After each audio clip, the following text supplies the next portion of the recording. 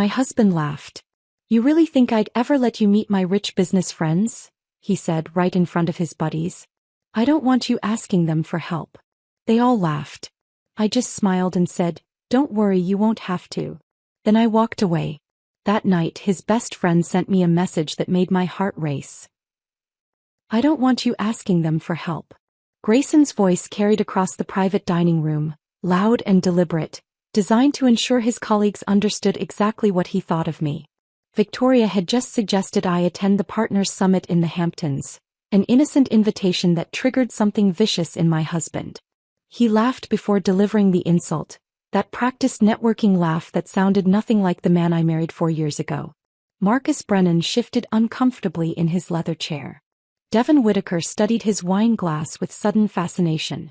Even the server approaching with our entrees executed an awkward retreat, understanding that a private humiliation was unfolding in a very public space. I am Autumn Reeves Caldwell, 32 years old, a graphic designer who spent 3 years supporting a man through his failures only to discover that my reward for loyalty was being treated like a liability he tolerated rather than a partner he valued. Before we continue, thank you for being here to witness stories about dignity, betrayal, and reclaiming your power. If you believe in the strength it takes to walk away from disrespect, please consider subscribing. It truly helps these stories reach others who need them. Now let's see what happens next. The silence that followed felt thick enough to choke on. I sat at the far end of the table in the Ashford Society, an exclusive Manhattan club where the leather chairs cost more than my monthly rent and the annual membership fees exceeded what most people earned in a year. This was Grayson's world now, all polished mahogany and dim lighting designed to make everyone look important and mysterious. I had been placed deliberately at the periphery, close enough to technically be included but distant enough to be forgotten during the actual conversation. Victoria's face had gone pale. She glanced between Grayson and me, clearly regretting her suggestion. Marcus was studying the abstract painting on the wall with sudden intense interest. Devon had found something fascinating about the wine label on the bottle between us. Nobody was looking at me directly, but I could feel their awareness of my presence like heat from a flame. They were embarrassed for me. Worse, they were embarrassed by me. I should have stood up immediately. Should have gathered my dignity and walked out of that dining room without a word. But I remained frozen in my chair, my mind replaying what had just happened, trying to understand how a simple dinner invitation had transformed into public degradation. The black dress I wore suddenly felt too tight. Grayson had specifically requested I wear this one, the simple design I had purchased from Nordstrom Rack 2 years ago. He always mentioned it with a particular edge in his voice, never quite criticism but something adjacent to it. A reminder that I shopped at stores with Rack in the name while his colleagues wore designers whose names I could barely pronounce. I had thought wearing it tonight was compromise, meeting him halfway between my world and his. Now I understood it differently. He had dressed me for this humiliation, chosen the costume for my role as the wife who didn't quite measure up. Victoria attempted to smooth over the moment with forced cheerfulness. Well, the summit is still months away. Plenty of time to decide. Her voice was too bright, too deliberately casual. She was trying to give Grayson an exit ramp, a way to walk back what he had said. But he didn't take it.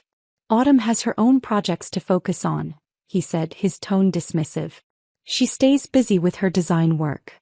The way he emphasized design work made it sound like a hobby rather than a profession. Something I did to occupy myself while he built a real career. I found my voice finally, though it came out quieter than I intended. I do branding and marketing strategy for small businesses and nonprofits. I directed the comment toward Victoria, refusing to look at Grayson. Helping organizations communicate their mission effectively. Devon glanced up from his wine. That's interesting, he said, though his tone suggested it was anything but. Very charitable of you. Charitable. As if my work was volunteer service rather than paid consulting. As if helping a women's shelter develop their fundraising materials or creating a visual identity for a community health clinic was somehow less valuable than moving money around investment portfolios. Marcus cleared his throat, clearly desperate to change the subject. He launched into a story about a recent acquisition, something involving a tech startup and a bidding war. Grayson engaged immediately, his entire demeanor transforming. The coldness he had directed at me vanished, replaced by animated enthusiasm. He gestured as he spoke, leaning forward with interest, laughing at Marcus's observations. This was the Grayson his colleagues knew. Confident, engaging, successful. The version of himself he never brought home anymore. I watched him perform and realized I was seeing someone I barely recognized. The man I had married 4 years ago had been different. Struggling, yes, but also vulnerable in ways that had made him seem human. He had needed me then. Needed my emotional support through his father's death, my financial support when his second startup collapsed, my unwavering belief that he would eventually find his footing. When we met, I was already established in my freelance career. Not wealthy but stable. I had my Tribeca apartment, a steady roster of clients, and a life I had built carefully over years of hard work. Grayson had moved in after 6 months of dating, initially as a temporary arrangement while he figured out his next steps. His 2 suitcases had somehow expanded to fill every closet. His temporary stay had become permanent. And slowly, methodically, he had transformed my space into something unrecognizable. The vintage concert posters that had lined my living room walls, souvenirs from shows I had attended throughout my 20s, had been the first to go. Grayson said they made the apartment look juvenile, like a college dorm rather than a professional residence. He replaced them with abstract art he claimed was investment grade, pieces that cost thousands of dollars and looked to me like expensive accidents. When I protested, he reminded me that his colleagues might visit, that first impressions mattered in his industry. The colleagues never visited. But the apartment continued to change. My comfortable reading chair, a overstuffed monstrosity I had found at an estate sale and loved deeply, was replaced by a sculptural piece that prioritized form over function. My bookshelves were reorganized by color rather than author, creating a rainbow effect that photographed beautifully but made finding any specific book nearly impossible. The kitchen was overhauled with expensive appliances I never used because Grayson preferred we eat out at restaurants where being seen mattered more than the food. Each change was presented as an improvement, an upgrade, a necessary evolution of our shared space. I told myself this was what compromise looked like, what partnership required. If Grayson needed our home to reflect a certain level of success to feel confident in his career, wasn't that a reasonable request? Wasn't supporting his professional growth part of being a good wife? But our home had stopped being our home somewhere along the way. It had become his showroom and I had become another piece of furniture to be evaluated and found lacking. The dinner continued around me. Marcus and Devon discussed market trends while Victoria made occasional comments that suggested she had been briefed on these topics but didn't genuinely understand them. Grayson held court at the head of the table, his confidence growing with each glass of wine.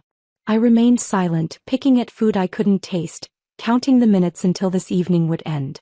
At one point, Devon asked about a branding challenge one of their portfolio companies was facing. Something about inconsistent messaging across platforms. I had worked on dozens of similar projects. I knew exactly what questions to ask, what strategies to suggest. But I kept silent. The earlier humiliation had taught me that my contributions were not welcome here. I was decoration, not a participant. The evening lasted another 90 minutes. 90 minutes of forced smiles and careful silence. 90 minutes of watching my husband be charming and engaging with everyone except me. 90 minutes of understanding with increasing clarity that I had never been his partner. I had been his supporter, his safety net, his convenient source of stability while he built the career that had now made me obsolete. When dinner finally concluded, Grayson shook hands with Marcus and Devon, made plans for golf and follow-up meetings. Victoria gave me a sympathetic smile that felt more pitying than kind. We collected our coats from the attendant and walked out into the October evening. The cab ride home was silent. Grayson checked his phone, scrolling through messages with the focused intensity that suggested important business. I stared out the window at the city passing by, buildings lit up against the darkening sky, and wondered when we had stopped being people who talked to each other. When we reached our building, Grayson headed immediately for the bedroom, already loosening his tie. "I have an early meeting," he called over his shoulder. "Don't wait up." I stood in the living room of my own apartment, surrounded by furniture and art I hadn't chosen, and felt the weight of 3 years settle over me like a heavy coat. I had supported this man through his lowest moments. I had believed in him when he didn't believe in himself. I had celebrated his successes as if they were our successes, never questioning the growing imbalance between what I contributed and what I received. And tonight, in front of his colleagues and business partners, he had made it clear that my contributions meant nothing.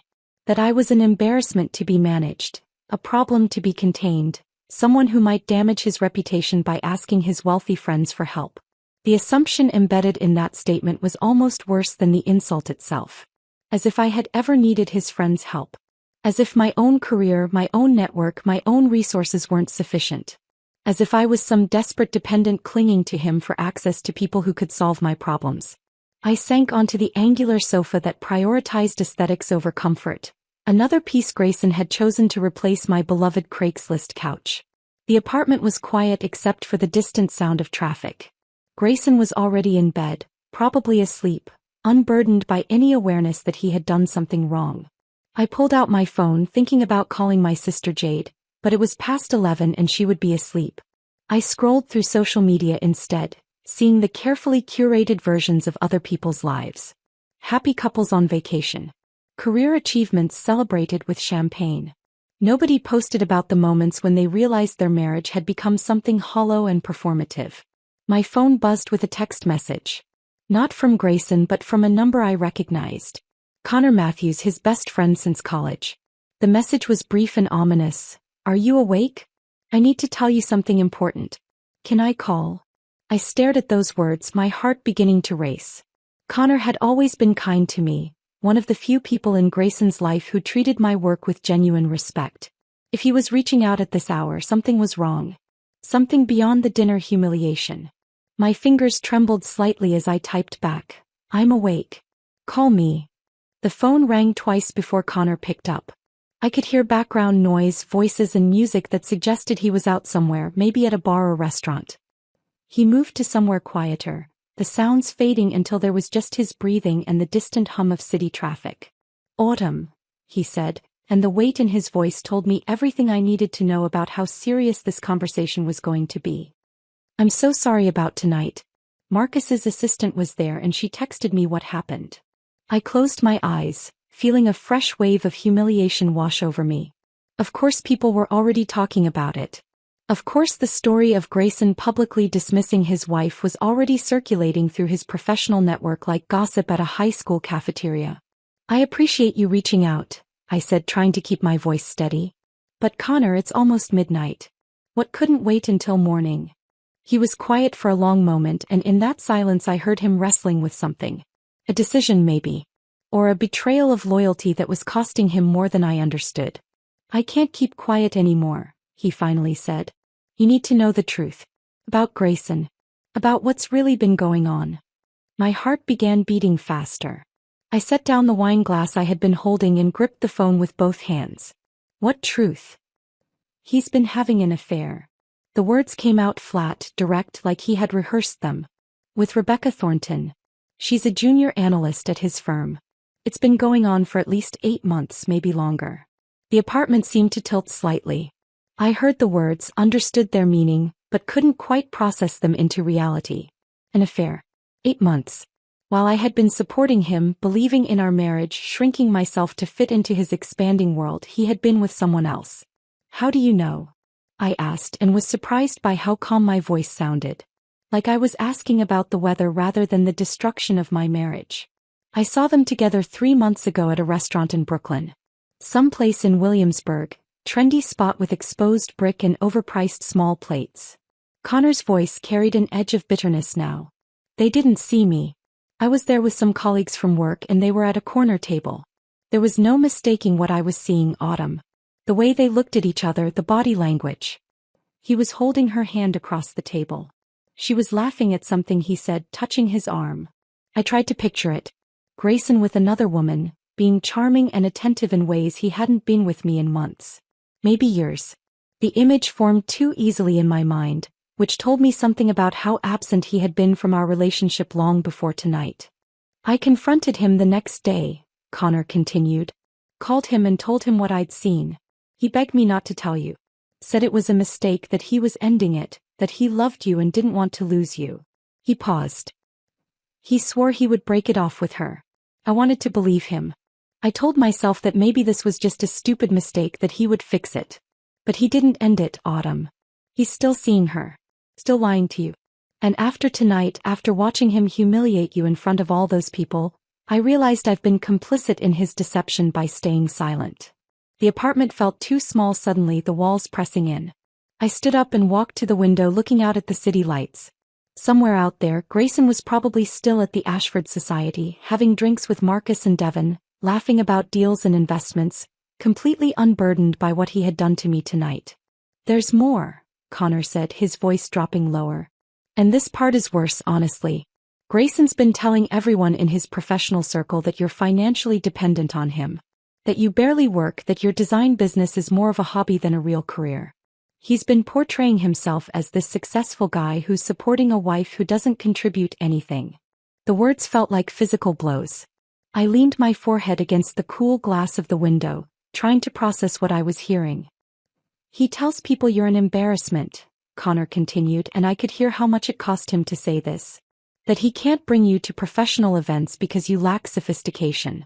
That you're from a different world and don't understand the kind of circles he moves in now. He's essentially rewritten your entire marriage. In his version, he's the hero who moved into your apartment to help you out financially, not the struggling entrepreneur you supported through multiple failures." I thought about all the times I had covered rent when his savings ran out. The months I had paid for groceries and utilities while he focused on his startups. The emotional labor of keeping him motivated when rejections piled up. The nights I had stayed awake with him, helping him refine pitch decks and business plans, believing we were building something together. "He's erased all of that," I said quietly. "In his story, none of my support existed." "Exactly," Connor confirmed. "And tonight, when Victoria suggested you attend the summit, he panicked. Because if you're there, meeting his colleagues properly, actually talking to people, they might realize the narrative he's been selling them is complete fiction. They might discover that you're successful in your own right, that you supported him when he had nothing, that the whole dependent wife story is a lie." I understood now why Grayson had been so cruel at dinner. It wasn't spontaneous or alcohol-fueled. It was strategic. He needed to reinforce the narrative, to remind his colleagues that I was someone to be pitied rather than respected. Someone who needed to be kept at a distance. "Why didn't you tell me sooner?" I asked, and there was no accusation in my voice. Just genuine curiosity. Connor sighed deeply. "Because he's been my best friend since college. We've been through everything together. I kept thinking he would do the right thing, that he would end the affair and fix things with you. I didn't want to be the person who destroyed his marriage if there was a chance he could fix it himself." He paused. "But tonight showed me he's not going to fix anything. He's going to keep treating you like this, keep lying, keep rewriting history to make himself look good." And I couldn't stay silent anymore. "You deserve to know the truth." I felt something shift inside me. Not breaking but realigning. Like a puzzle piece finally clicking into place. The dinner humiliation hadn't been an isolated incident. It had been part of a larger pattern, a systematic campaign to diminish my worth while Grayson built himself up through lies and betrayal. "Thank you for telling me," I said, and meant it. "I know this wasn't easy." "I'm sorry I didn't tell you sooner," Connor said. "For what it's worth, everyone who actually knows you knows the truth. The people who matter can see who you really are. Grayson's colleagues only know the version he's shown them." After we hung up, I sat in the darkness of my living room for a long time. The apartment was silent except for the ambient noise of the city filtering through the windows. Grayson still hadn't come home. Hadn't called or texted. The fact that he could humiliate me publicly and then simply disappear spoke volumes about how little he valued me. I looked around at the space that had once been mine. The abstract art that cost thousands of dollars but meant nothing to me. The furniture chosen for appearance rather than comfort. The kitchen appliances I never used because Grayson preferred we eat at restaurants where being seen mattered more than the food. Every detail of this apartment reflected his taste, his aspirations, his version of what our life should look like. I had been erased from my own home the same way I had been erased from his narrative about our marriage. Slowly, systematically, until there was almost nothing left of the person I had been before he moved in. But Connor's phone call had done something unexpected. It had given me clarity. Not just about the affair or the lies, but about the entire structure of my marriage. I had been operating under the assumption that we were partners, that his success was our success, that supporting him was what love looked like. Now I could see it differently. I hadn't been his partner. I had been his safety net, his convenient source of stability while he built the career that had made me obsolete. And when I was no longer useful, when my presence threatened the false narrative he had constructed about himself, he had discarded me with the same ease he might discard an outdated business plan. My phone buzzed with a text message. Finally, Grayson. But the message wasn't an apology or explanation. It was a simple statement: staying at Marcus's place tonight. Early meeting tomorrow. Don't wait up. I stared at those words, seeing them for what they were. Not consideration for my sleep schedule, but avoidance. He didn't want to face me, didn't want to deal with any potential confrontation about what had happened at dinner. He was giving himself time to craft his defense, to prepare his explanations. Or maybe he was with Rebecca. Maybe the early meeting was another lie in a relationship apparently built on lies. I set the phone down and walked to the bedroom. Tomorrow would require energy and clarity. Tomorrow I would need to figure out what came next. But tonight I just needed to process the fact that my marriage, the life I thought I had been building for 3 years, had been revealed as something hollow and false. I climbed into bed still wearing my black dress, too exhausted to change. The sheets smelled like the expensive detergent Grayson insisted on using, another small detail of my life that he had taken control of without me fully noticing. Sleep felt impossible, but eventually exhaustion won over racing thoughts. My last conscious thought was wondering how I had let myself become so small, so invisible, so thoroughly convinced that my worth was measured by someone else's opinion of me. Morning arrived without sleep. I had lain in bed for hours, still wearing the black dress from dinner, staring at the ceiling while my mind replayed every conversation, every excuse, every moment over the past 8 months that suddenly made sense in a different, darker context. The late-night meetings that ran until 2 in the morning. The weekend conference in Miami where he had been unreachable for entire afternoons. The business trip to the Hamptons where he had forgotten to call me for 3 days straight. All of it had been Rebecca. Around 4 in the morning something inside me shifted. The shock and grief that had paralyzed me began transforming into something sharper, more focused. I wasn't just hurt anymore. I was angry. And beneath the anger was something even more powerful: determination. If Grayson had been methodically building a double life, creating an alternate version of our marriage to justify his betrayal, then I needed to know everything. I needed evidence, documentation, proof that would make it impossible for him to rewrite this story the way he had rewritten everything else about us. I sat up in bed and reached for my phone. It was 4:17 in the morning, too early to call anyone, but I opened my notes app and started making a list. What did I actually know? What could I prove? What questions needed answers? By the time dawn light started filtering through the bedroom windows, I had filled 3 pages with observations and questions. Grayson's behavior over the past year, examined through this new lens of betrayal, formed patterns I had been too trusting to see before. The way he had started working out more frequently, suddenly concerned with his appearance in ways he had never been during our early years together. The new cologne that appeared in our bathroom without explanation. The expensive haircuts at a barber in Soho that cost more than I spent on groceries in a week. He had been performing for someone. Just not for me. At 7 in the morning I called my sister Jade. She answered on the 3rd ring, her voice thick with sleep. "Autumn? What's wrong?" "Everything," I said, and my voice cracked slightly on that single word. "Can you come over? I need help." Jade arrived at my apartment 50 minutes later, her partner Simone close behind. Jade was 3 years older than me, a family law attorney with a practice in Brooklyn. She had always been protective, sometimes overbearing, but right now her fierce competence felt exactly like what I needed. Simone worked in digital forensics for a corporate security firm, helping companies investigate internal fraud and data breaches. I let them in and immediately started talking, the words tumbling out faster than I could organize them. The dinner at the Ashford Society. Grayson's public humiliation. Connor's phone call revealing the affair with Rebecca. The lies Grayson had been telling about me, painting me as financially dependent and unsophisticated. Jade's expression grew harder with each detail I shared. She had never particularly liked Grayson, though she had been diplomatic enough not to say so directly.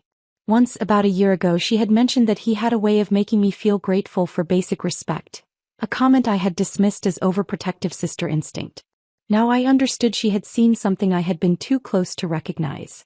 "We're going to find everything," Jade said when I finally stopped talking. Her voice was quiet but carried absolute certainty. Every piece of evidence, every lie, every moment he thought he was getting away with something. And then we're going to make sure you're protected. Simone had already opened her laptop on my kitchen counter. Let's start with the obvious places, she said, her fingers moving across the keyboard with practiced efficiency. Shared accounts, cloud storage, any devices or platforms where he might have been careless with his digital footprint. I made coffee while they worked, grateful to have something to do with my hands. The normalcy of the action, measuring grounds and pouring water, felt absurdly comforting given that my entire life was falling apart.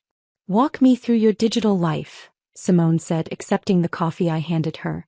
Do you have shared email accounts? Cloud storage? Any devices you both use? I thought about it, trying to focus through the exhaustion and emotional overload. We have a shared cloud storage account. Grayson asked me to set it up about a year ago. He said he needed help organizing his business files and personal documents, keeping everything backed up. Simone's eyebrows rose slightly. He asked you to manage his cloud storage? He said he trusted me with it, I said, hearing how naive that sounded now. He gave me the login credentials and asked me to make sure everything was properly organized and backed up regularly. Jade and Simone exchanged a look that I couldn't quite interpret. Show us, Simone said. I retrieved my laptop from the bedroom and logged into the cloud storage account. The main directory appeared, filled with folders labeled with professional-sounding names. Investment reports, client presentations, market analysis, conference materials. Simone took control of the laptop, her movements quick and confident. Most people who are hiding something bury it under layers of legitimate content, she explained as she worked.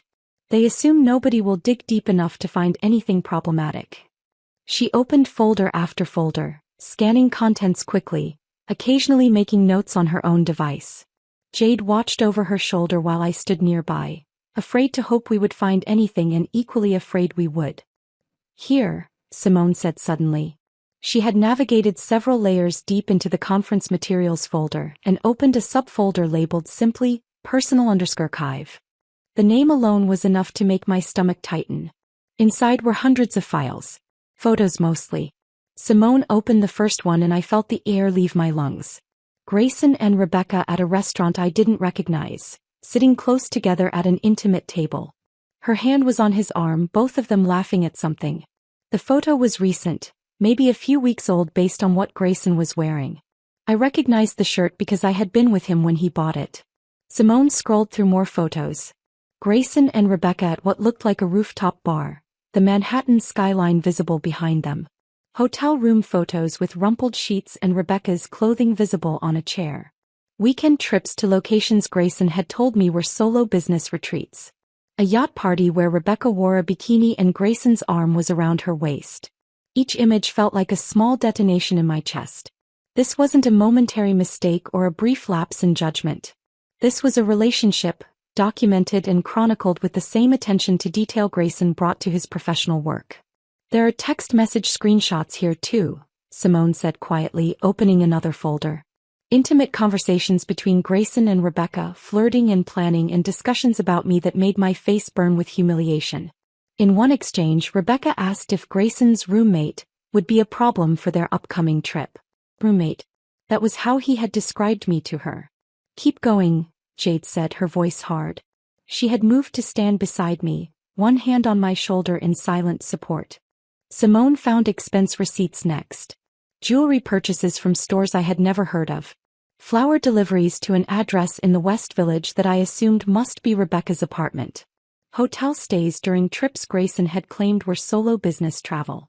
Everything was meticulously documented and saved, as if Grayson was building his own archive of the affair. Why would he save all of this? I asked, my voice barely above a whisper. Why keep evidence of his own betrayal? Arrogance, Jade said flatly. He didn't think you would ever look. He didn't think you were capable of threatening him. Simone was already downloading everything, copying files to an external drive. We need to back all of this up in multiple locations, she said. Cloud storage of our own physical drives, everything. This is your evidence, Autumn. This proves the affair, proves the timeline, proves everything Connor told you. While Simone worked, Jade had pulled out her own laptop and was accessing different systems. I'm looking at property records and lease agreements, she explained. I want to understand the legal situation with your apartment. I watched her work, feeling strangely detached from everything happening around me. Less than 24 hours ago, I had been getting ready for a dinner I hoped would bring me closer to my husband's professional life. Now I was sitting in my kitchen while my sister and her partner systematically documented evidence of his betrayal. Autumn, Jade said, and something in her voice made me focus on her immediately. The apartment is solely in your name. I blinked, trying to process what she was saying. What do you mean? The lease, the deed, all the property records. Everything is in your name only. Grayson moved into your apartment 3 years ago, and despite his subsequent success and all the money he spent renovating the place, he never got added to any legal documents. Legally speaking, he's a guest in your home. An expensive, unfaithful guest who has overstayed his welcome. I stared at her, the implications of that statement slowly sinking in. So you can ask him to leave, Jade confirmed. You have the legal right to remove him from your property. He's not a tenant because he's never paid rent or been on a lease. He's not a co-owner because he's not on the deed. He's legally classified as a guest, and you can revoke that hospitality anytime you choose. For the first time since the dinner at the Ashford Society, I felt something other than pain and betrayal. I felt power. Not vindictive or cruel, but solid and real. Grayson had spent 3 years making me feel small, dependent, grateful for his tolerance of my inadequacies. He had systematically diminished my worth while building his affair and his false narratives. But he had built all of it on foundation that was legally mine. The apartment was mine. The life he had redesigned to reflect his aspirations existed only because I had allowed him into my space. And I could take that permission back. The sense of power I felt sitting in my kitchen with Jade and Simone, surrounded by evidence of Grayson's betrayal and armed with the knowledge that the apartment was legally mine, sustained me through the rest of that morning. But by early afternoon, exhaustion began setting in. I had been awake for over 30 hours, running on adrenaline and coffee, and my body was starting to demand rest. Jade noticed me swaying slightly as I stood at the kitchen counter. You need to sleep, she said firmly. Simone and I have everything backed up in multiple locations. The evidence is secure. You need to take care of yourself now. I wanted to argue, but she was right. I retreated to the bedroom and managed to fall into a fitful sleep that lasted about 3 hours. When I woke, it was past 2 in the afternoon and my phone was buzzing with an incoming text message. Grayson. Finally. I picked up the phone, my heart rate accelerating despite my exhaustion.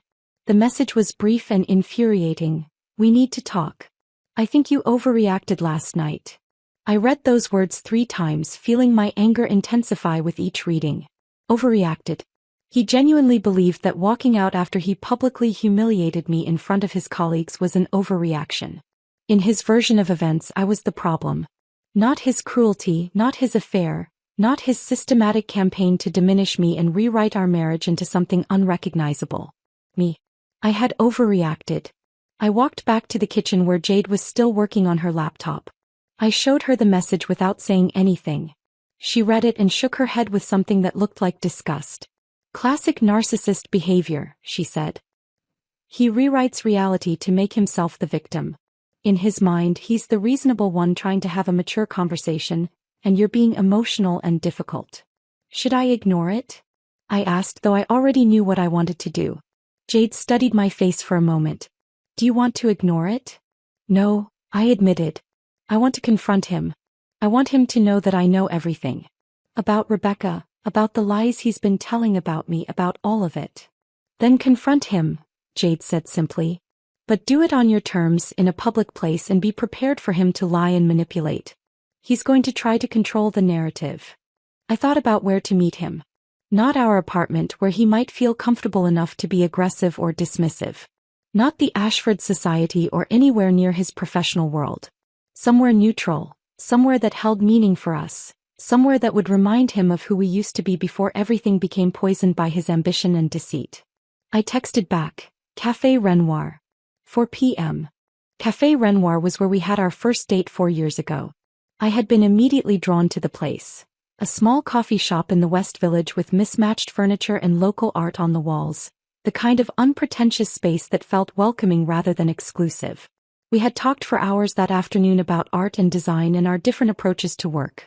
Grayson had seemed genuinely interested in my perspective back then, asking thoughtful questions about my creative process and my vision for building a freelance career. That conversation felt like it had happened in a different lifetime between two different people. I arrived at Café Renoir at 3:45, wanting to claim the space before Grayson got there. I chose the corner table near the window, the one with good natural light and a clear view of the entrance. I ordered coffee I knew I probably would not drink and positioned my phone on the table, the screen showing one of the yacht photos of Grayson and Rebecca. Jade had offered to come with me, to sit at a nearby table as backup in case Grayson became difficult. I had declined. This was something I needed to do alone. I needed Grayson to understand that I was not the helpless, dependent woman he had portrayed to his colleagues. I was the woman who held all the evidence of his betrayal and all the legal power to remove him from my life. At 4:23, Grayson finally walked through the door. The lateness was deliberate, I recognized immediately. A power play designed to establish dominance, to make me wait and wonder if he would show up at all. He scanned the cafe until he spotted me, then approached with the kind of practiced confidence I had watched him develop over the past year. Everything about his body language suggested he believed he was in control of this situation. He wore the navy suit, the one I had helped him select for his first major investor pitch 3 years ago. I had gone with him to 3 different stores, offering opinions on fit and color, celebrating with him when he finally landed the meeting that suit was meant for. Seeing him where it now felt like psychological warfare, a reminder of how I had supported his success while he was busy rewriting history to erase my contributions. He slid into the chair across from me, his expression mixing irritation with condescension. There was no apology in his eyes, no acknowledgement that he might have done something wrong. He looked at me the way someone might look at a difficult client who needed to be managed. "Look," he started, his tone patronizing in a way that made my jaw tighten. "About last night. I had too much to drink and everyone knows I say stupid things when I'm drinking. Nobody took it seriously, Autumn. You're making this into something bigger than it needs to be." I watched him deliver these lines with practiced ease, each word carefully chosen to minimize what he had done and shift responsibility onto me for caring about it. He genuinely believed this explanation would satisfy me, that I would nod and accept his version of events and we would move on as if nothing significant had happened. I let him finish his prepared speech. Let him think he was succeeding in controlling the narrative. Then I interrupted with a single question. "Who's Rebecca Thornton?" The effect was immediate and visceral. Color drained from Grayson's face with remarkable speed, as if someone had opened a valve and let all the confidence and composure pour out of him. His mouth opened, then closed, then opened again. His eyes widened slightly before he controlled the reaction. But that initial moment of pure panic told me everything I needed to know about how unprepared he was for this confrontation.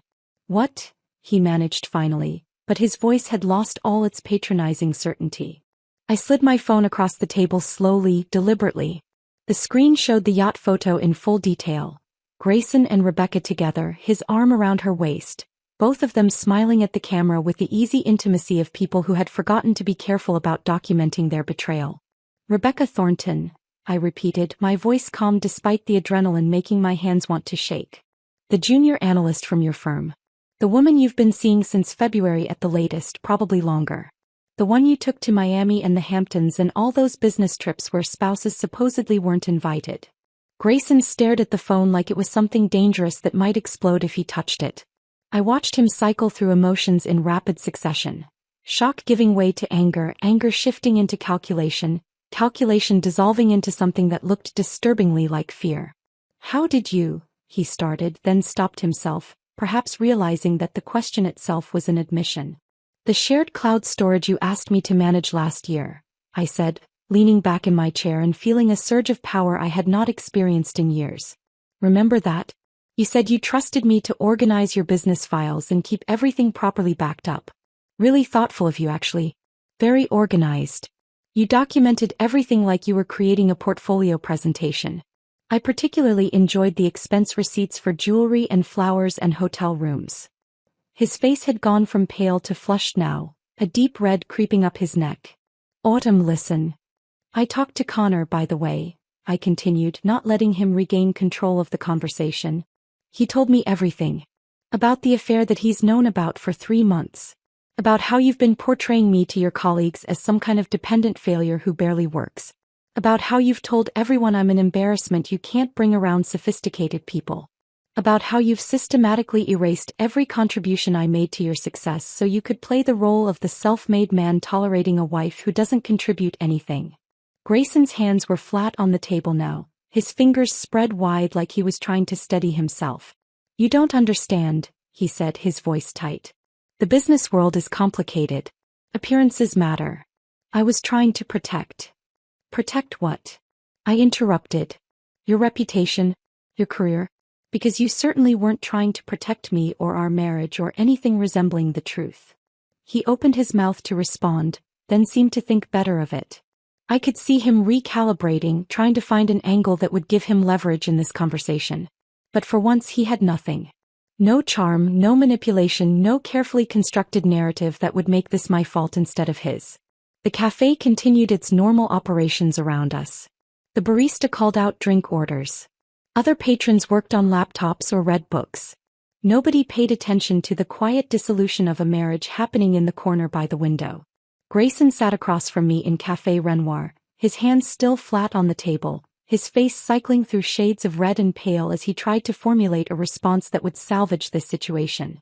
I could see his mind working, searching for the angle that would give him leverage, the explanation that would make me doubt what I knew to be true. Autumn, listen to me, he finally said, his voice taking on a tone I recognized from his business negotiations. Reasonable, measured, designed to make the other person feel like they were being irrational. We can work through this. Every marriage has rough patches. People make mistakes. We can go to counseling, figure out where things went wrong, rebuild what we had. He reached across the table toward my hand, a gesture that probably looked conciliatory to anyone watching from a distance. I pulled my hand away before his fingers could make contact. The thought of him touching me, the same hands that had touched Rebecca in hotel rooms and on yachts and in all those documented moments of betrayal, made my stomach turn. No, Grayson, I said, my voice steady and clear. We cannot work through this. Because here is what is going to happen. You are going to pack your belongings and leave my apartment by Sunday evening. The lease has always been in my name. You are not a tenant. You are a guest who has worn out his welcome. His expression shifted immediately. The reasonable negotiator disappeared, replaced by something harder and angrier. The mask of contrition he had been wearing slipped just enough to reveal what was underneath. You cannot just kick me out of our home, he said, his voice rising slightly. A woman at a nearby table glanced over at us, then quickly looked away. My home, I corrected, leaning forward slightly. It was always mine. You moved into my space 3 years ago, remember? Before you redesigned it to reflect your aesthetic and your aspirations. Before you replaced all my furniture and took down my posters and reorganized my books. Before you transformed it into a showroom for your success. You did all of that without ever bothering to get your name on the lease or the deed. Grayson opened his mouth to respond, but I was not finished. You treated my home the same way you treated our marriage, I continued.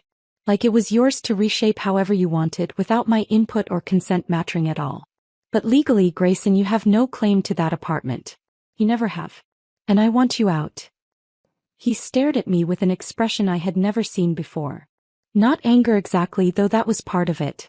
Something closer to genuine shock, as if he had truly never considered the possibility that I might have power in this situation. This is insane, he said, his voice tight. You are being vindictive. You are trying to punish me instead of trying to save our marriage. I am not trying to save something that was never real, I replied. You have been lying to me for at least 8 months, probably longer.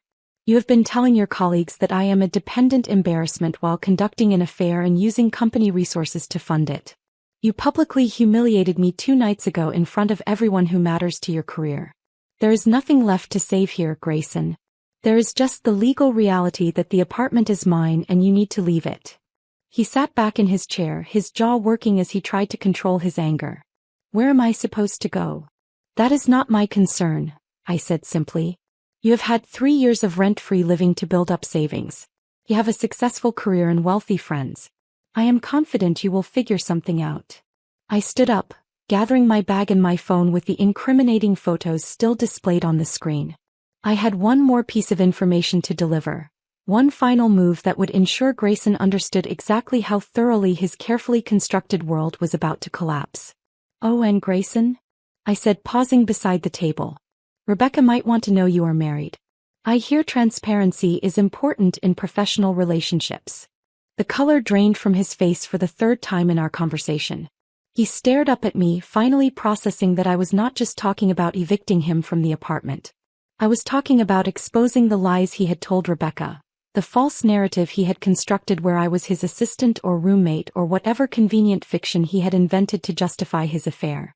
"You would not," he said, but his voice lacked conviction. "I have not decided yet," I said honestly. "But you should probably prepare for the possibility." I walked out of Café Renoir while Grayson remained frozen at the table, finally understanding that he had no control over this situation anymore. The bell above the door chimed as I left, a small sound that felt absurdly triumphant given the circumstances. The October air outside was cool and clean after the stale atmosphere of the café. I walked slowly toward the subway, processing what had just happened. I had confronted my husband with evidence of his betrayal. I had claimed my power in a situation where he had spent years making me feel powerless. I had drawn a clear line and given him a deadline to leave my home. And surprisingly, I did not feel sad. I felt lighter, as if I had been carrying weight I had not fully recognized until I set it down. My phone rang as I reached the subway entrance. "Connor, I heard you confronted him," he said when I answered. "Marcus texted me. Apparently Grayson called him right after you left the cafe. How are you holding up?" "I am okay," I said, surprised to realize it was true. "Better than okay, actually. I told him he has until Sunday to move out." "Good," Connor said firmly. "Listen, I know this is going to sound like I am taking sides, but I am taking sides. What Grayson did to you is unforgivable. If you need anything, if you need help with the move out or just someone to talk to, I am here." I felt unexpected emotion tighten my throat. "Actually, there is something. Would you be willing to be at the apartment on Sunday? I do not want to be there alone with him when he is packing. I do not want him to try to manipulate the situation or make me feel guilty or any of the other tactics he is probably already planning." "Absolutely," Connor said without hesitation. "I will be there." "In autumn? If he asks me to advocate for him or help him convince you to change your mind, I am going to refuse. He does not deserve that support right now." After we hung up, I called Jade and asked the same favor. She agreed immediately and said Simone would come as well. By the time I reached my apartment that evening, I had assembled a small team of people who would ensure that Grayson's departure was documented, legal, and free from the kind of emotional manipulation he excelled at. The apartment felt different when I walked in. Still full of his furniture and his art and his expensive kitchen appliances, but somehow less oppressive. These were just objects now, things that would be removed soon. They no longer represented my erasure because I had already begun the process of reclaiming my space. I opened my laptop and sent a brief email to my landlord, informing him that my husband would be moving out by Sunday evening and asking if there were any procedures I needed to follow. His response came within an hour, confirming what Jade had already told me. Since Grayson had never been on the lease, I had the right to ask him to leave with reasonable notice, which I had provided. The next 3 days passed in a strange limbo. Grayson did not come back to the apartment Wednesday night or Thursday night. I assumed he was staying with Marcus or possibly with Rebecca, though I tried not to think too much about that. He sent a few text messages that ranged from angry accusations to pleading requests for more time to cold logistical questions about which furniture he could take. I responded only to the logistical questions, keeping my answers brief and clear. He could take anything he had purchased. He could not take anything that had been mine before he moved in. Shared items would stay with the apartment. It was not a negotiation. Sunday afternoon arrived with surprising speed. I left the apartment at noon and walked to a coffee shop several blocks away, not wanting to be present for the actual packing process. Connor, Jade, and Simone would handle supervision. They would document everything, ensure nothing was taken that should not be, and most importantly, prevent Grayson from trying to engage me in some last-minute emotional appeal. Connor sent me updates throughout the afternoon, brief messages that kept me informed without requiring responses. He arrived with Marcus. "Packing clothes now. Trying to claim some books from your shelf. Jade reminded him those were yours before he moved in.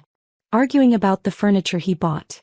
Simone pointed out he is fortunate you are not asking for compensation for 3 years of free housing. Found him attempting to access files on the shared laptop. Already backed up everything so no damage done. At 6:15 in the evening my phone buzzed with the final message. He is gone. Left a note on the kitchen counter. We stayed until he was completely out. The apartment is yours again. I sat in the coffee shop for another few minutes, letting that information settle. For the first time in 3 years, my apartment was truly mine again. No more walking on eggshells around someone who treated my presence as an inconvenience. No more shrinking myself to fit into someone else's vision of what our life should be. No more pretending that systematic disrespect was just personality quirks I needed to accept. I paid for my coffee and walked home slowly, savoring the cool October evening. When I unlocked the door and stepped inside, the change was immediately visible. Empty spaces where his furniture had been. Bare walls where his abstract art had hung. The apartment looked oddly sparse now, half empty in ways that emphasized how much of my original space he had replaced. But it felt clean. Purged. Like I had removed an infection I had not fully recognized until it was gone. On the kitchen counter, exactly where Connor said it would be, I found Grayson's note. A single piece of paper torn from a notebook, his handwriting rushed and angry in a way that contradicted the carefully composed message. I hope you find whatever it is you're looking for. I read those words twice, feeling a mixture of anger and something close to pity. Even in his final communication he had to frame this as my failure rather than his. As if I were the one searching for something elusive, as if I had somehow lost my way, as if reclaiming my own apartment and my own dignity was evidence of confusion rather than clarity. I crumpled the note and walked to the kitchen trash can. The act of throwing it away felt more satisfying than it probably should have, a small symbolic gesture that marked the end of his presence in my space. The paper landed on top of yesterday's coffee grounds and takeout containers, exactly where it belonged. I turned slowly, taking in the apartment with fresh eyes. Empty spaces marked where his oversized leather sectional had dominated the living room. Pale rectangles on the walls showed where his abstract art had hung. The kitchen looked sparse without his expensive espresso machine and designer knife block. Even the air felt different, lighter somehow, as if the physical removal of his belongings had also removed some invisible weight that had been pressing down on everything. What remained was a strange hybrid space. My vintage rug that he had tolerated but never liked. His minimalist coffee table that I had never found comfortable. My bookshelf, now half empty after he had taken the books he claimed to have purchased. His sound system too integrated into the wall to remove easily. It was an uncomfortable coexistence of two different aesthetics, two different visions of what a home should be. But it was mine to resolve. Mine to redesign. Mine to fill with things that actually brought me comfort rather than just looking impressive to people who never actually visited. I walked to the window and looked out at the city. Sunday evening in Tribeca, lights beginning to come on in apartments across the street, the distant sound of traffic and conversation filtering up from the sidewalk below. This view had been mine for 5 years, long before Grayson entered my life. I had stood at this window countless times, morning coffee in hand, watching the neighborhood wake up. Somewhere along the way I had stopped noticing it, too focused on making Grayson comfortable to remember that this space had meaning to me first. My phone buzzed. A text from my friend Maya, a fellow designer I had known since college. Heard through the grapevine that you kicked Grayson out. Good for you. Want company? I can bring wine and terrible reality TV. I smiled, realizing how isolated I had become over the past few years. Maya and I used to meet for coffee every week, sharing work frustrations and celebrating small victories. Gradually, those meetings had become less frequent as Grayson's demands on my time increased. He had never explicitly discouraged my friendships, but he had made his disapproval clear in small ways. Comments about how much time I spent with Maya. Sighs when I mentioned plans with other friends. Subtle pressure to stay home with him instead. I texted back, "Come over. Bring whatever wine is on sale. I'll order pizza from the place Grayson always hated." She arrived 40 minutes later with 2 bottles of cheap red wine and a bag of cookies from the bakery down the street. We sat on the floor of my half-empty living room because the only remaining seating was Grayson's uncomfortable coffee table, and ate pizza straight from the box while Maya caught me up on 3 years of life I had only partially been present for. "You know what I noticed?" Maya said, gesturing around the apartment with a slice of pizza. This place finally looks like it has space to breathe. All that heavy furniture he brought in made everything feel cramped and dark. He was right. Without the oversized sectional and the bulky entertainment center, the living room felt twice as large. The evening light from the windows actually reached the far wall now instead of being blocked by furniture positioned for appearance rather than function. I was thinking about repainting, I said. These walls have been this gray color since he moved in. I used to have them a warm cream color that made everything feel cozy. Do it, Maya said immediately. Reclaim this space completely. Make it yours again. That first night alone felt absurdly rebellious in ways that highlighted how constrained my life had become. I put my feet up on the coffee table without worrying about water rings or scratches. I watched a reality dating show that Grayson would have mocked mercilessly. I opened the second bottle of wine even though it was a weeknight and Grayson's voice in my head tried to remind me that successful people didn't drink cheap wine on Sundays. After Maya left around 11, I did something I had been thinking about since I walked back into the apartment. I went to the hall closet where I had stored boxes of my old belongings, things Grayson had deemed too juvenile or cluttered for our sophisticated living space. Concert posters from my 20s, carefully rolled and preserved. Photographs of friends and family that he had replaced with abstract art. A quilt my grandmother had made that he said clashed with our aesthetic. I pulled out the box of concert posters and unrolled the first one. A show I had attended 7 years ago, a band I loved that Grayson had never heard of and never cared to learn about. The poster was vibrant and chaotic, all the things his carefully curated abstract art was not.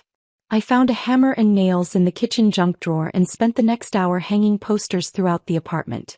Above my bed where his black and white photography had been. In the living room where his most expensive abstract piece had dominated. In the hallway where he had insisted on minimalist emptiness.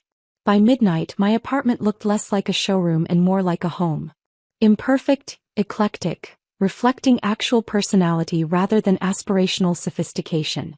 I fell asleep that night in my own bed in my own apartment surrounded by my own things and slept better than I had in months.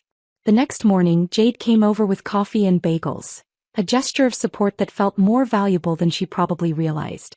We sat on the floor of my mostly empty living room, our backs against the wall, and she asked the question I had been avoiding. How are you really doing? I considered lying, giving her the strong and resilient answer she probably expected. The answer that suggested I was processing this maturely and moving forward with grace. But Jade had been there through everything. She deserved honesty. I feel relieved, I admitted. Is that wrong? My marriage just ended. I discovered my husband was cheating on me and lying about me to everyone he knew. Shouldn't I be devastated? Jade squeezed my hand. You're not grieving the marriage you actually had. You're grieving the marriage you thought you had. Once you realize those weren't the same thing, relief is a perfectly reasonable response. We spent the next 2 hours talking through everything. The warning signs I had missed or deliberately ignored. The gradual erosion of my confidence as Grayson positioned his success against my supposed inadequacy. The systematic nature of his manipulation, so subtle that I had mistaken it for personality quirks rather than recognizing it as a coordinated campaign to make me smaller. He was never going to let you be an equal, Jade said at one point. His entire sense of self was built on being superior to you. If you were successful and confident and valued by his colleagues, it would have undermined the story he was telling himself about why he deserved his success. Later that week, Connor called with information I had not asked for but secretly wanted. I was painting the bedroom walls, rolling warm cream color over the stark gray Grayson had chosen when my phone rang. He's staying with Marcus temporarily, Connor said after we exchanged greetings. Called me yesterday asking if I would advocate for him, help him convince you to reconsider the separation. And what did you tell him? I asked, though I already knew from Connor's tone. I told him that wasn't happening. That what he did was unforgivable and he needed to accept the consequences instead of trying to manipulate his way out of them. Connor paused. You should know he's spinning the story to everyone who will listen. Telling people you kicked him out over a misunderstanding, that you overreacted to a joke at dinner, that you're being unreasonable and vindictive. I laughed, surprising both of us. Let him spin whatever story he wants. I have 400 pieces of evidence that tell the truth. And honestly, Connor, I don't care what his colleagues think of me anymore. I'm never going to see them again. Their opinions stopped mattering the moment I walked out of the Ashford Society. Connor sounded relieved. Good. You deserve better than spending energy on people who never valued you anyway. He hesitated before continuing. There's something else you should know. The Partners Summit is next week in the Hamptons. Rebecca will be there. And given how these things work, someone is bound to mention you eventually. Mention that Grayson's wife kicked him out. She's going to find out he was married. I set down my paint roller and looked at the half-finished wall. One side cream, one side gray, a visual representation of transformation in progress. What happens after that is not my responsibility, I said quietly. I didn't create this situation. I just stopped protecting him from the consequences of his own choices. The painting project took 3 days to complete. By the time I finished, my apartment had been transformed from Grayson's gray minimalist showcase into something warmer and more welcoming. The walls glowed with the cream color I had originally chosen years ago, and the concert posters added personality that had been missing since he moved in. I was organizing my newly reclaimed bookshelf, finally arranging books by author the way that made sense to me, when Connor called on a Wednesday afternoon.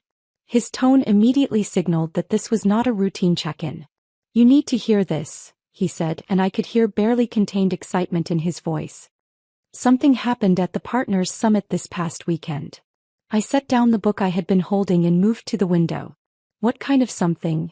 The kind that involves Grayson's entire world imploding in spectacular fashion, Connor said. Apparently someone at the summit mentioned to Rebecca that Grayson's wife had finally kicked him out. Used those exact words. His wife. My heart rate accelerated immediately. Rebecca didn't know he was married? She had absolutely no idea, Connor confirmed. According to what I heard from multiple sources, Grayson told her you were his executive assistant. Someone who managed his schedule and handled his personal affairs. She genuinely believed you were an employee, Autumn. When people at the summit started talking about how you had kicked him out, how you were his wife throughout their entire relationship, she apparently demanded clarification from several different people before she would believe it. I sat down on the floor, my back against the wall, processing this information. Grayson had lied to Rebecca with the same thoroughness he had lied to me. He had constructed a completely fictional version of his life where he was single and successful, unencumbered by a marriage or any commitments that might complicate his affair. Rebecca had been operating under entirely false pretenses, just as I had been operating under the false pretense that my husband was faithful. What happened when she found out? I asked, though I could already imagine the scene. Connor's voice took on a tone of satisfaction that suggested he had heard this story multiple times and enjoyed it more with each retelling. She confronted him in front of everyone. And I mean everyone. The summit has this big reception on Saturday evening where all the partners and major investors gather for cocktails before dinner. Rebecca walked right up to Grayson in the middle of this reception and demanded to know why he had lied to her about being married. I closed my eyes, picturing the scene. The same kind of exclusive gathering where Grayson had humiliated me, now becoming the setting for his own public exposure. She didn't hold back, Connor continued. Called him a liar and a fraud. Told everyone within hearing distance that he had deliberately deceived her about every aspect of his personal life. Said he had been using company resources to fund their relationship. She announced that she was filing a formal complaint with the firm about his professional conduct, and then she walked away while everyone stood there watching. I felt a strange mixture of emotions washing over me. Satisfaction at the poetic justice, certainly. The same crowd that had witnessed my humiliation at the Ashford Society now saw Grayson's public rejection. But I also felt something unexpected. Sympathy for Rebecca. She had been manipulated just as thoroughly as I had been, fed a completely false narrative that allowed Grayson to justify his behavior to himself. Is she okay? I asked. Rebecca, I mean. Connor seemed surprised by the question. I don't know honestly. But that's generous of you to ask, considering. She's not the villain here, I said quietly. She was lied to just like I was. Grayson constructed an entire fictional reality for both of us, keeping us separate so neither of us would discover the truth. She's a victim in this too. That's a remarkably mature perspective, Connor said. But you should know the story doesn't end with the confrontation. Rebecca actually followed through on her threat. She filed a formal complaint with the firm on Monday morning. My attention sharpened. What kind of complaint? professional misconduct, ethics violations. The complaint triggered an internal investigation, and apparently once they started digging, they found a lot of problematic behavior. Connor's voice took on a more serious tone. Grayson had been using company credit cards for personal expenses related to the affair. Hotel rooms, expensive dinners, jewelry. All of it charged to accounts that were supposed to be for business development and client entertainment. He was falsifying expense reports, categorizing personal spending as business expenses. I thought about all those trips he had claimed were essential for work. The weekend in Miami that he said was a crucial conference. The multiple trips to the Hamptons for meetings with potential clients. How many of those had been legitimate business and how many had been opportunities to spend time with Rebecca on the company's money? The firm is taking it seriously, Connor continued. They placed him on administrative leave while they complete the investigation. Marcus is apparently furious, not because of the affair itself but because Grayson exposed the firm to potential legal liability. If clients found out their account fees were funding someone's personal relationship, it could be grounds for breach of fiduciary duty. I stood up and walked to the window looking out at the city. Somewhere out there, Grayson was watching his carefully constructed professional life collapse the same way his marriage had collapsed. The lies that had seemed so sustainable when he was controlling the narrative were unraveling now that other people were examining them. There's more, Connor said. Several of Grayson's clients requested new account handlers once word of the scandal started spreading. Nobody wants to be associated with someone under investigation for ethics violations. And you know how that industry works. Reputation is currency. Once you're marked as unethical or unreliable, people distance themselves to protect their own standing. Over the next week, Connor kept me updated on developments I had not asked about but could not help being curious about. The firm's investigation expanded beyond just the expense report fraud. They discovered that Grayson had been inflating his performance metrics, taking credit for deals that had been collaborative efforts, and generally presenting a version of his professional accomplishments that was only loosely connected to reality. The same pattern that had defined his personal life, apparently. Creating false narratives, rewriting history to make himself look better, erasing the contributions of others to elevate his own status. Victoria reached out to me through a carefully worded email that arrived on a Thursday afternoon. She apologized for not speaking up at the dinner, acknowledged that she should have said something when Grayson humiliated me, and mentioned that she and Marcus now understood there had been much more going on than they had realized. The email felt more like covering their own liability than genuine remorse, but I appreciated the gesture nonetheless. I did not respond. There was nothing I wanted to say to Victoria or Marcus or anyone else in Grayson's professional circle. Their opinions of me had been based on lies he told them, and I had no interest in correcting those impressions now. They were welcome to believe whatever they wanted. It no longer affected my life. By the third week after the summit, Connor reported that the firm had made their decision. Grayson was being removed from the partnership. The official statement cited violations of company policy and breach of professional ethics standards. His equity stake would be bought out according to the terms in his partnership agreement, but he was no longer welcome at the firm. His LinkedIn profile is fascinating right now, Connor mentioned during one of our calls. He's trying to spin it as pursuing new opportunities and embracing change. All these posts about growth and learning from challenges. But everyone in the industry knows what actually happened. I pulled up Grayson's LinkedIn profile out of curiosity. There it was, exactly as Connor described. A recent post about exciting new chapters and the importance of resilience in the face of adversity. The comments were sparse and carefully neutral, the kind of responses people leave when they know the real story but do not want to engage publicly with the fiction being presented. I closed the browser and returned to my own work. I had been rebuilding my client relationships over the past few weeks, reaching out to contacts I had neglected while I was focused on supporting Grayson's career. The response had been overwhelmingly positive. People remembered my work, valued my perspective, and were interested in collaborating again. My phone rang that evening. An unknown number which I normally would not have answered, but something made me pick up. Is this Autumn? A woman's voice, uncertain and hesitant. Yes. Who is this? This is Rebecca Thornton. Pause. I know this is probably the last call you expected. I just wanted to say I'm sorry. I had no idea he was married. If I had known, I never would have pursued a relationship with him. I sat down slowly, surprised by the call and unsure how I felt about it. You don't owe me an apology, I said finally. You were lied to just like I was. I feel like I should have known, Rebecca said, and her voice carried genuine distress. There were signs I ignored. Times he was unavailable without explanation. The way he never invited me to his apartment. I told myself it was because he valued privacy, but maybe I just didn't want to see what was obvious. We talked for 20 minutes.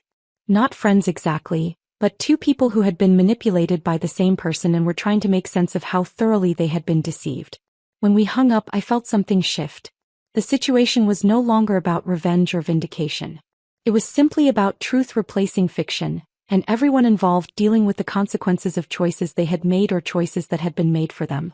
After my conversation with Rebecca ended, I sat for a long time in the quiet of my apartment, processing the unexpected connection I had just experienced. Two women who had been lied to by the same man, finding common ground in the wreckage of his deceptions. It felt like closure I had not known I needed. The following weeks brought a rhythm I had not experienced in years. Mornings began with coffee at my window, watching the neighborhood wake up without the underlying tension of wondering what mood Grayson would be in or what criticism he might have about my plans for the day. I worked on design projects that excited me, reaching out to nonprofits and small businesses that aligned with my values rather than chasing higher-paying clients to match some arbitrary standard of success. Maya came over one Saturday morning with paint samples and fabric swatches.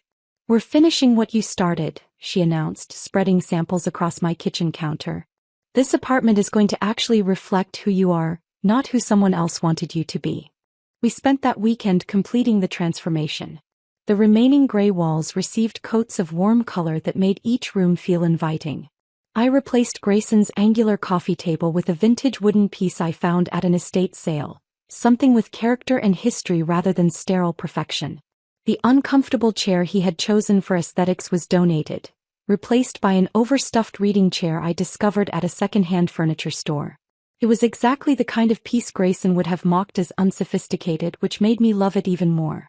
Maya helped me hang the painting I had created years ago, a vibrant abstract piece full of color and movement that I had hidden away when Grayson dismissed it as too personal for display.